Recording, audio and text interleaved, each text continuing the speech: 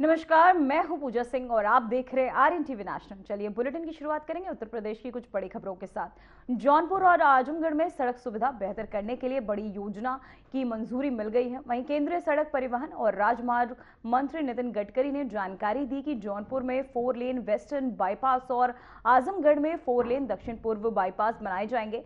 इस परियोजना का उद्देश्य दोनों शहरों में ट्रैफिक की भीड़ कम करना और यात्रा को आसान बनाना है। 4 लेन बाईपास बनने के बाद भारी वाहनों और लंबी दूरी की ट्रकों के लिए भी शहरों के अंदर से गुजरना आसान और सुरक्षित हो जाएगा। नितिन गडकरी ने कहा कि इन परियोजनाओं से सड़क सुरक्षा बढ़ेगी और यात्रा का समय भी कम होगा। तो वहीं आपको बताते चले, बाईपास परियोजना को सरकार के तहत मंजूरी मिली। तो वहीं मुख्यमंत्री योगी आदित्यनाथ आज शाम 5 साढ़े 5 बजे एनेक्सी में उद्योग बंधु योजना की समीक्षा बैठक करेंगे। बैठक में योजना से जुड़े सभी संबंधित विभागों के अधिकारी शामिल होंगे। मुख्यमंत्री इस दौरान योजना की प्रगति का जायजा लेंगे और विभिन्न विभागों की रिपोर्टों पर चर्चा भी करेंगे। अधिकारी अपनी अपनी रिपोर्ट प्रस्तुत करेंगे और योजना को और प्रभावी बनाने के सुझाव भी देंगे। बैठक का उद्देश्य निवेश को बढ़ावा देना, योजनाओं के लक्ष्यों को समय पर पूरा करना और उद्योगों को बेहतर सुविधाएं उपलब्ध कराना है। ये बैठक योजना की सफलता के लिए अहम मानी जा रही है।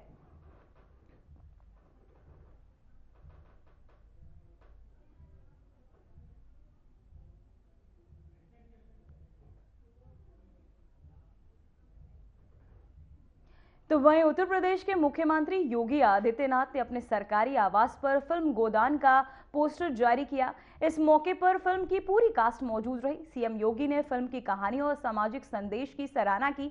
वहीं कार्यक्रम में सिनेमा जगत के लोग उपस्थित थे।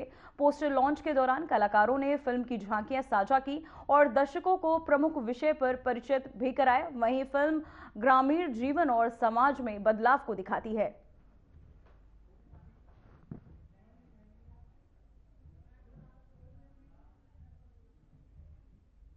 तो वहीं मुख्यमंत्री योगी आदित्यनाथ ने शहर की स्वच्छता और स्वास्थ्य सुधारने के लिए एक बड़ी परियोजना की मंजूरी दी है। सीएम योगी ने पहल से पहले 721 करोड़ 40 लाख रुपए की शिवरेज परियोजना को कैबिनेट की बैठक में हरी झंडी मिल गई है। इस परियोजना से पूरा होने के बाद गोरखपुर में नालियों और शिवरेज की समस्या दूर होगी, शहर की सफाई और पानी की गुणवत्ता बेहतर होगी। वहीं अधिकारियों का कहना है कि इससे न केवल गोरखपुर स्वच्छ बनेगा बल्कि लोगों की सेहत पर भी सकारात्मक असर पड़ेगा। तो वहीं आपको बताते चले, योजना में शहर के अलग अलग हिस्सों में आधुनिक सीवरेज और जल प्रबंधन सिस्टम लगाए जाएंगे।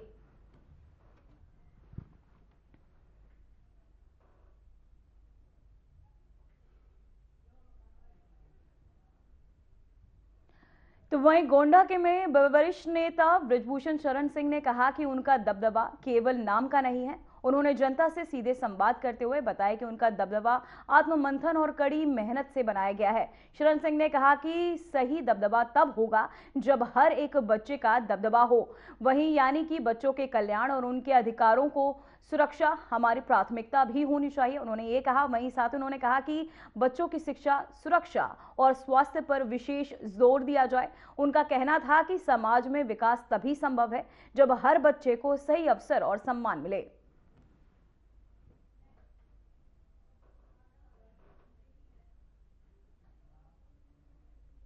तो वहीं बड़ी खबर सामने आ रही है, जो आगरा में दर्दनाक सड़क हादसे में 5 लोगों की मौत, 4 लोग गंभीर रूप से घायल। डीजीसीपी ने मौके पर पहुंचकर लिया जायजा। तो वहीं आपको बताते चले, आगरा के खंदौली थाना क्षेत्र में नगला चंदन और साथ ही जलेश्वर रोड पर एक बड़ा सड़क हादसा हुआ। तेज रफ्तार डंपर ने सवारियों से भरे ऑटो को टक्कर मार दी। इस हादसे में 5 लोगों की मौके पर ही मौत हो गई और 4 लोग गंभीर रूप से घायल हो गए। टक्कर के बाद वहां चीख पुकार मच गई।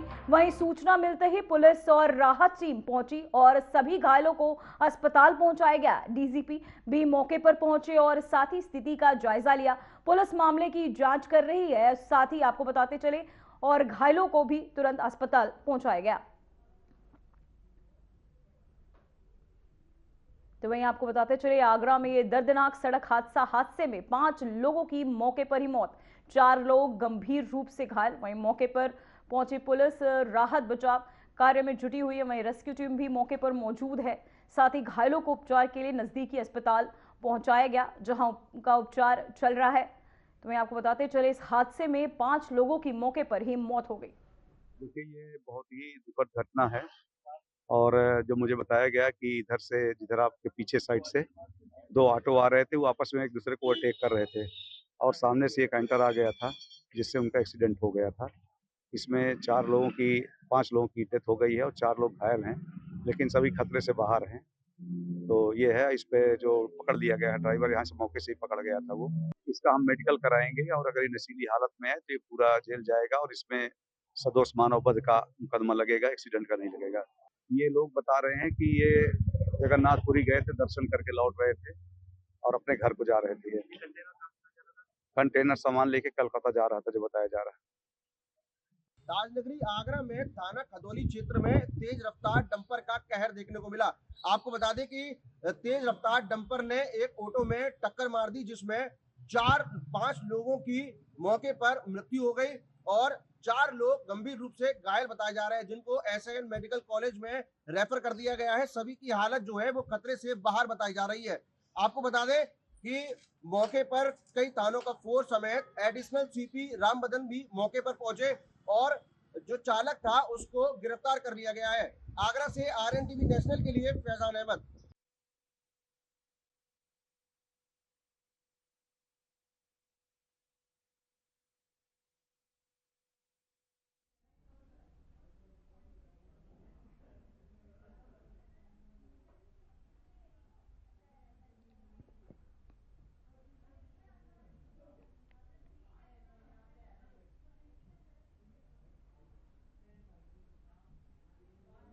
तो वह एक और बड़ी खबर सामने आ रही है, जहां एसआईआर को लेकर बड़ी खबर। आज विशेष मतदाता पंजीकरण अभियान, प्रदेश भर में मतदाता पंजीकरण अभियान चलाया जा रहा है। वोटर लिस्ट में नाम जुड़वा सकेंगे लोग। अब आपको बताते चले, प्रदेश भर में आज विशेष मतदाता पंजीकरण अभियान चल रहा है। इस अभियान के तहत सभी योग्य नागरिक अपने वोटर लिस्ट में नाम जुड़वा सकते हैं। अधिकारी लोगों से अपील कर रहे हैं कि वे समय पर अपना नाम पंजीकृत कराएं, ताकि आगामी चुनाव में वे अपने मत का प्रयोग कर सके। मतदाता सुविधा केंद्रों पर पंजीकरण प्रक्रिया आसान और तेज बनाई गई है। यह अभियान सभी जिलों में चलाया जा रहा है। लोग अपने नजदीकी केंद्र पर जाकर नाम जुड़वा सकते हैं और अपने मतदान योग्यता सुनिश्चित कर सकते हैं। तो वहीं आपको बताते चले, खबर सामने आ रही है, जहां अब मतदाता योग्य सुनिश्चित कर सकते हैं लोग, साथ ही अपने नजदीकी केंद्र पर जाकर अपना नाम भी जुड़वा सकते हैं। तो वहीं आपको बताते चले, नाम जुड़वाने का ये ही मौका, जहां विशेष मतदाता पंजीकरण ये अभियान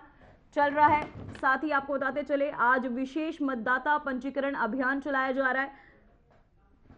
तो वहीं अब आपको ग्राफिक्स के जरिए दिखाते हैं, जहां नाम जुड़वाने का ये मौका, आज विशेष मतदाता पंजीकरण अभियान, प्रदेश भर में आज मतदाता पंजीकरण अभियान चलाया जा रहा है। वोटर लिस्ट में नाम जुड़वा सकेंगे लोग, साथ ही सभी बूथों पर मौजूद रहेंगे बीएलओ।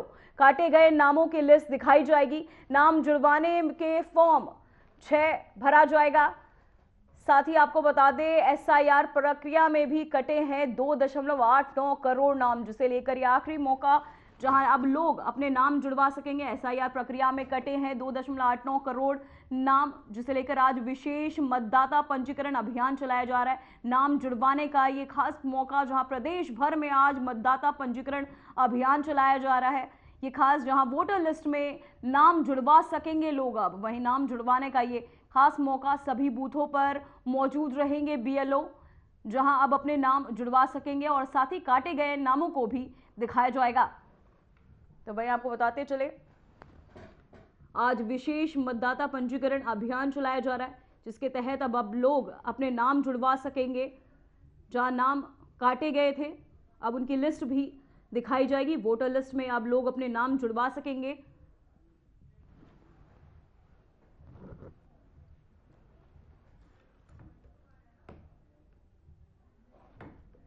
तो वहीं प्रदेश भर में आज विशेष मतदाता पंजीकरण अभियान चलाया जा रहा है। इस अभियान के तहत सभी योग्य नागरिक अपने वोटर लिस्ट में नाम जुड़वा सकेंगे।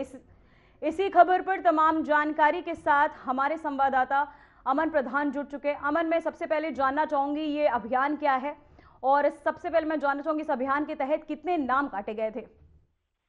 देखिए, जिस तरीके से अगर पूजा बात जी की जाए, लगभग जी जो पूरे उत्तर प्रदेश में 2 करोड़ से ज्यादा जो नाम जी है वो एसआईआर लिस्ट से काटे गए थे, और उसके बाद फिर से मुख्य निर्वाचन आयोग की तरफ से ये पहल शुरू की गई कि जितने लोगों के नाम काटे गए जी थे, अगर वो एलिजिबल है तो फिर से वो अपने नाम को वापस से वोटर लिस्ट में जुड़वा सकते हैं, जिसके तहत आज एक विशेष जो अभियान है जी वो जी मुख्य निर्वाचन आयोग की तरफ से लगाया गया है, जो कि जिसका समय अवधि की अगर बात की जाए तो सुबह 11 बजे से उसकी समय अवधि शुरू हुई थी और शाम 4 बजे तक ये पूरा जो समय सीमा है नाम जुड़वाने की, जी उसमें जी शुरू की जाएगी। वहीं अगर बात की जाए इस पूरे अभियान के तहत, तो लगभग अगर बात की जाए तो लगभग जो महिलाएं हैं उनके नाम काटे गए थे, तो कहीं ना कहीं महिलाओं के नाम को लेकर एक बड़ी जिम्मेदारी है बीएलओस की कि उन जो पात्र जो कैंडिडेट्स हैं उनके नाम उसमें जोड़ा जाए। तो लगातार जिस जी तरीके से सुबह 11 बजे से और शाम 4 बजे तक ये जो विशेष अभियान है, हालांकि एक ही दिन का अब ये अभियान रखा गया है, और इसके तहत जो पात्र जो कैंडिडेट्स हैं उनको ये मौका मिल सकता है कि वो अपने नाम फिर से वोटर लिस्ट में जुड़वाएं। और इसमें सबसे बड़ी जी पूजा इसमें सबसे बड़ी बात यह है कि वो पात्र जो अभ्यर्थी वो कैसे अपने आप को माने। इसमें 2003 की जो वोटर लिस्ट जी थी, उसमें अगर उन्होंने वोट दिया है, अगर उन कैंडिडेट्स को उसमें नाम है, अगर वो उस टाइम में वोटर थे, तो उसके बाद ही वो अपनी वो लिस्ट को ले जाकर जी और जो आधार कार्ड है और जितने डॉक्यूमेंट्स है वो ले जाकर वापस से उसको फिल करते हैं फॉर्म 6 को, तो फिर से वो एलिजिबल हो सकते हैं 2027 के वोटर लिस्ट में अपने आप को जुड़वा सकते हैं। वहीं अगर बात की जाए जिस तरीके से लगातार जो महिलाओं का नाम कटा था, तो महिलाओं के नाम के साथ जो जोड़ने का काम है वो इलेक्शन कमीशन ऑफ इंडिया ने फिर से शुरू किया है, और हालांकि एक दिन का ही ये विशेष अभियान शुरू किया गया था। आज शाम को 4 बजे लगभग 20 मिनट के बाद इस जो अभियान है उसकी समाप्ति हो जाएगी। यानी कि अगर बात जिस तरीके से की जाए तो एक बड़ा अभियान इलेक्शन कमीशन ऑफ इंडिया की तरफ से किया गया है, और कहीं ना कहीं एक बड़े अभियान के तौर पर सभी बीएलओ और सभी जो पात्र अभ्यर्थी हैं वो लगातार जुड़ रहे हैं और कहीं ना कहीं अपना वोटिंग लिस्ट में जो नाम है उसको बढ़वा रहे हैं। जी अमन, मैं जानना चाहूंगी जो योग्य नागरिक है अगर वो ये मौका मिस करते हैं तो क्या आगे भी ऐसे मौके आएंगे? देखिए, अभी निश्चित तौर पर अभी सिर्फ एक ही दिन का जो सर्कुलर है वो जारी किया गया है मुख्य निर्वाचन आयोग की तरफ से, लेकिन अगर जिस तरीके से बात की जाए अगर पात्रों की संख्या ज्यादा है और अगर कहीं ना कहीं कैंडिडेट्स लगातार बीएलओ के पास जा रहे हैं और अपना नाम जुड़वाने का प्रयास कर रहे हैं, तो कहीं ना कहीं इलेक्शन कमीशन ऑफ इंडिया इसको आगे भी कैरी फॉरवर्ड कर सकती है। यानी कि जिस तरीके से अगर लोग अपना नाम के लिए सजग हैं और कहीं ना कहीं अपनी सजगता लगातार बीएलओ के माध्यम से दिखा रहे हैं, तो कहीं ना कहीं इलेक्शन कमीशन ऑफ इंडिया भी आगे पहल कर सकता है। वहीं इसमें इस पूरे अभियान में सबसे बड़ी बात ये होती है कि जिस तरीके से लगभग 1073 जो प्रवासी भारतीय हैं उनको भी इलेक्शन कमीशन ऑफ इंडिया ने नाम जोड़ने का एक स्पेशल मौका दिया। यानी कि वो जो 1073 प्रवासी भारतीय हैं वो भी कहीं ना कहीं अब भारतीय मूल में नहीं रह रहे हैं, लेकिन कहीं ना कहीं वो भारतीय मूल के ही निवासी हैं। तो उन लोगों के लिए भी एक स्पेशल मौका है, वो भी फॉर्म 6 के जरिए अपना जो वोटर लिस्ट है उसमें नाम बढ़वा सकते हैं। लेकिन कहीं ना कहीं उनको election commission of India voter ID card है वो नहीं देगा, लेकिन कहीं ना कहीं जो वोटिंग डालने की बात आएगी तो वो उनका जो अन्य जो पेपर्स होंगे उनके तहत इन सभी जो वोटिंग है वो कहीं ना कहीं कर सकते हैं। तो साफ तौर पर जिस तरीके से एक बड़ी पहल है इलेक्शन कमीशन ऑफ इंडिया की तरफ से, वो वही अगर जिस तरीके से लोगों की बात की जाए तो लोग बड़ी संख्या में जुड़ रहे हैं, और कहीं ना कहीं एक मौका भी उन लोगों के लिए विशेष है कि जिस तरीके से एक बड़ी पहल इलेक्शन कमीशन ऑफ इंडिया ने की है और इसके तहत जो तमाम जो लोग हैं वो अपने नाम बढ़वाने के लिए आ रहे हैं, और अगर इसी तरीके की सजगता लगातार लोगों के बीच में बनी रही तो कहीं ना कहीं एक बड़ी और भी मौके इलेक्शन कमीशन ऑफ इंडिया दे सकता है। पूजा जी अमन, आपका बहुत बहुत धन्यवाद इस खबर पर तमाम जानकारी के लिए। तो वहीं उत्तर प्रदेश कांग्रेस अध्यक्ष अजय राय और महासचिव अविनाश पांडे ने मथुरा के बांके बिहारी मंदिर में दर्शन किए। उन्होंने कहा कि बनारस में विकास के नाम पर विनाश हुआ, वहीं वृंदावन में भी हो रहा है और कांग्रेस पूरी तरह से सेवायत गोस्वामी परिवार के साथ खड़ी है। उन्होंने आरोप लगाया कि सरकार मंदिर से जुड़े काम गुजरात के लोगों को दे रही है और शंकराचार्य का अपमान किया जा रहा है। वहीं कांग्रेस ने कहा कि सेवायत परिवार का उत्पीड़न बर्दाश्त नहीं किया जाएगा और 2027 में जनता उन्हें पूरी ताकत से हराएगी।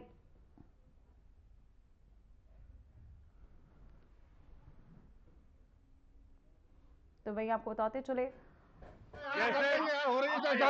जैसे बनारस में विकास के नाम पे विनाश हुआ है, बाबा विश्वनाथ के दरबार में पूरा विनाश कर दिया, उसी प्रकार से ये बांके बिहारी जी के भी ये विकास के नाम पे विनाश करेंगे और पूरी तरीके से बर्बाद करेंगे इस पवित्र स्थान को और सारे के सारे देखिए सारे काम गुजरात के लोगों को देंगे जैसे बनारस में दिया और उजाड़ देंगे। मैं आप सब यहाँ के लोगों से आग्रह करूंगा कि ये यहाँ पर विकास नहीं, ये विनाश करेंगे और जो यहाँ के लोगों ने निर्णय लिया है कि हमको कॉरिडोर नहीं चाहिए, आप बाहर ले जाकर बनाओ, ये इनकी मांग जायज है। इसकी मांग को हम सपोर्ट करते हैं, पूरी कांग्रेस पार्टी इनके साथ है। फरवरी को एनकाउंटर सवाल उठाए हैं हाईकोर्ट ने, एनकाउंटर पे यूपी पुलिस के एनकाउंटर पे हाफ एनकाउंटर। देखिए निश्चित तौर से पूरे प्रदेश के अंदर अत्याचार अन्याय हो रहा है। जब शंकराचार्य का अपमान हो रहा है, शंकराचार्य के साथ वेद पाठी बच्चों की चुटियां पकड़कर खींची गई, उनको मारा गया, ब्राह्मण समाज का अपमान हो रहा है, तो पूरे प्रदेश के अंदर हाहाकार है और पूरे प्रदेश के अंदर जंगल राज चल रहा है। 11 फरवरी को मुर्शिदाबाद में बाबरी मस्जिद की नींव रखी जा रही है। आज हम सब लोग यहाँ पर दर्शन करने आए हैं, हम लोग राधा रानी और यहाँ पर हम लोग बाबा विश्वनाथ के दरबार सर आकर यहाँ पे राधा रानी की जय बोल रहे हैं। राष्ट्रमाता घोषित किया जाए शंकराचार्य। तो वहीं बांदा से इस वक्त की बड़ी खबर सामने आ रही है, जहां रवि काना की रिहाई को लेकर सवाल बांदा जेल अधीक्षक पर उठे ये बड़े सवाल। जल्दबाजी में रिहाई लगाया आरोप, वहीं आपको बताते चले रिहाई का आरोप भी लगाया। जो बांदा में रवि काना की अचानक रिहाई को लेकर सवाल खड़े हो गए। जेल अधीक्षक पर आरोप है कि रिहाई में जल्दबाजी की गई और नियमों का ठीक से पालन नहीं हुआ। अधिकारियों ने कहा कि मामले की जांच की जा रही। इस बीच रवि काना की रिहाई ने स्थानीय राजनीति में हलचल मचा दी है। तो आपको बताते चले रवि काना की रिहाई को लेकर ये बवाल, जहां जल्दबाजी में रिहाई दी गई, ये सवाल का है। और साथ ही आपको बताते चले बांदा में रवि काना की अचानक रिहाई को लेकर ये बड़े सवाल खड़े हो रहे। जेल अधीक्षक पर आरोप है कि रिहाई में जल्दबाजी की गई और नियमों का ठीक से पालन नहीं हुआ। अधिकारियों ने कहा कि मामले की जांच की जा रही है। इस बीच रवि काना की रिहाई ने स्थानीय राजनीति में भी हलचल मचा दी है। तो वहीं आपको बताते चले रवि काना की रिहाई को लेकर सवाल खड़े होते हुए साथ ही स्थानीय वो में हलचल। वहीं आपको ग्राफिक्स के जरिए समझाते हैं कौन है रवि काना। गैंगस्टर रवि काना स्क्रैप और सरिया चोरी का आरोप है। स्क्रैप और सरिया चोरी के 10 केस भी उस पर दर्ज है। सेक्टर को बता दें 43 में एक युवती से रेप का केस दर्ज कराया। केस दर्ज होने के बाद रवि काना देश छोड़कर फरार हो गया। तो वहीं आपको बता दें रवि काना एक गैंगस्टर है और वह कई अपराधों में फंस चुका है। उसके खिलाफ स्क्रैप और सरिया चोरी के 10 मामले दर्ज हैं। वहीं आपको बता दें हाल ही में एक युवती के खिलाफ बलात्कार का केस भी उस पर दर्ज कराया गया था। मामला दर्ज होने के बाद रवि काना देश छोड़कर फरार हो गया। पुलिस उसकी तलाश में लगातार जुटी हुई है और उसे पकड़ने के लिए अलग अलग टीमों को लगाया गया है। अपराधी के फरार होने के कारण इलाके में सुरक्षा और सतर्कता बढ़ा दी गई है। तो वहीं आपको बताते चले क्या है ये पूरा मामला। अभियुक्त का नाम रविंद्र सिंह उर्फ रावी नागर उर्फ रवि काना। अभियुक्त कई मामलों में जिला कारागार बांदा में बंद था। विवेचक ने अभियुक्त की रिमांड के लिए प्रार्थना पत्र भी प्रस्तुत किया, जिस पर वीडियो कॉन्फ्रेंसिंग के माध्यम से सुनवाई हुई। वहीं वी वारंट पहले ही जिला कारागार बांदा भेजा जा चुका था। वहीं आपको बताते चले रवि काना की रिहाई को लेकर ये उठते सवाल, जहां क्या है ये पूरा मामला हम आपको दिखा रहे हैं। अभियुक्त का नाम और साथ ही अभियुक्त कई मामलों में जिला कारागार बांदा में बंद था।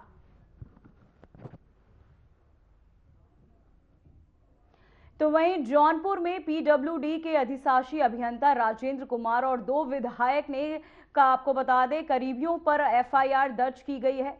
शाहगंज से निषाद पार्टी विधायक रमेश सिंह के करीबी रजनीश सिंह और बदलापुर से बीजेपी विधायक रमेश चंद्र मिश्रा के प्रतिनिधि गुड्डू प्रधान शामिल है। मामला वरिष्ठ और इनकाउंटर राम मिलन यादव से जुड़ा हुआ है। उन्होंने अधिशासी अभियंता के चैम्बर में फाइलों पर जबरन सिग्नेचर करने का ये मामला जो है सामने आया, जिसके बाद आरोप है कि उन्हें बंधक बनाकर पिटाई की गई। पीड़ित की शिकायत पर लाइन बाजार थाने में बीएनएस की कई धाराओं के तहत केस दर्ज किया गया है। तो वहीं आपको बताते चले जौनपुर का ये पूरा मामला अपने कार्यालय में ही था, उसमें अचानक अधिशासी अभियंता महोदय ने मुझे अपने कक्ष में बुलाया। जब मैं वहां गया तो वहां पर गुड्डू प्रधान और ये रजनीश सिंह पहले से बैठे हुए थे, जो विधायक के प्रतिनिधि माननीय विधायक हैं शाहगंज और माननीय विधायक बदलापुर रमेश मिश्रा जी के।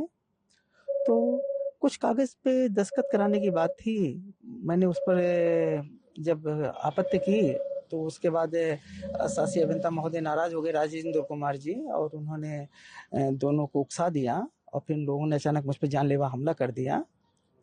और उसके बाद फिर मेरे एक मित्र हैं गौरव सिंह, वो भी लेखा अधिकारी हैं, वो अचानक आ गए और फिर हम दोनों को कमरे में बंधक बना लिया। और फिर जब पुलिस आई तो उसके बाद भी हम लोग बाहर निकल पाए।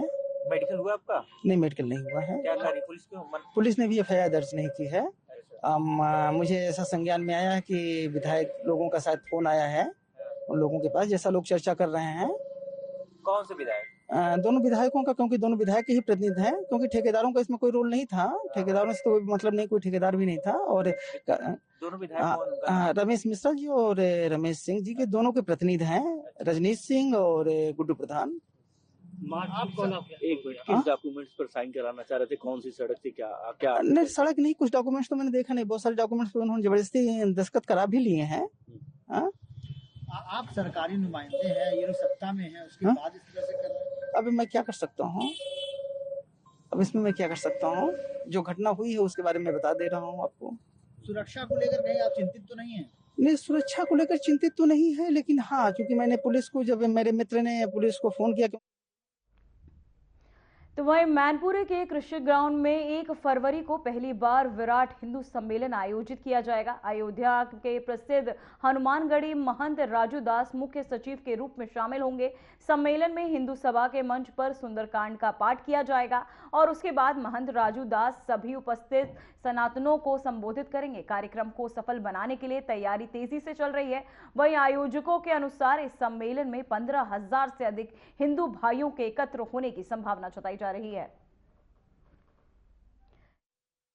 यहाँ मैं सबसे पहले आपका शुक्रिया अदा करता हूँ।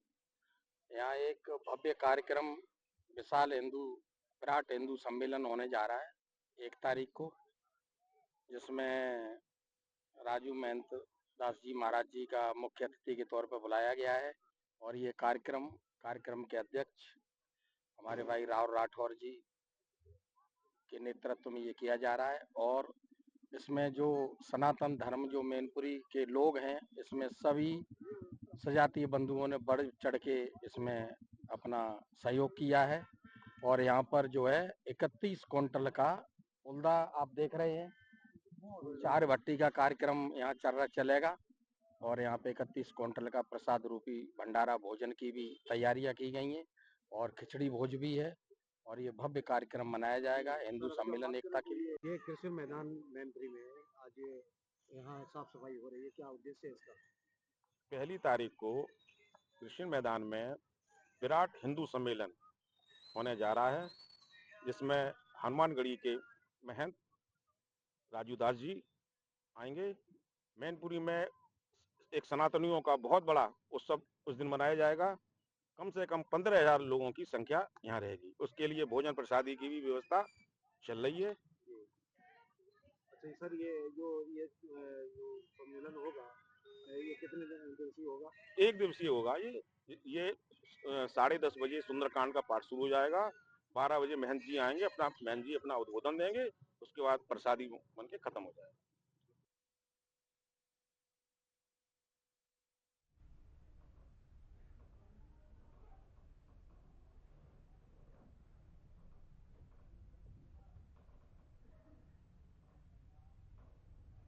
फिलहाल उत्तर प्रदेश की खबरों में इतना ही। बने रहिए आरएन टीवी नेशनल के साथ। मुझे दीजिए इजाजत। नमस्कार।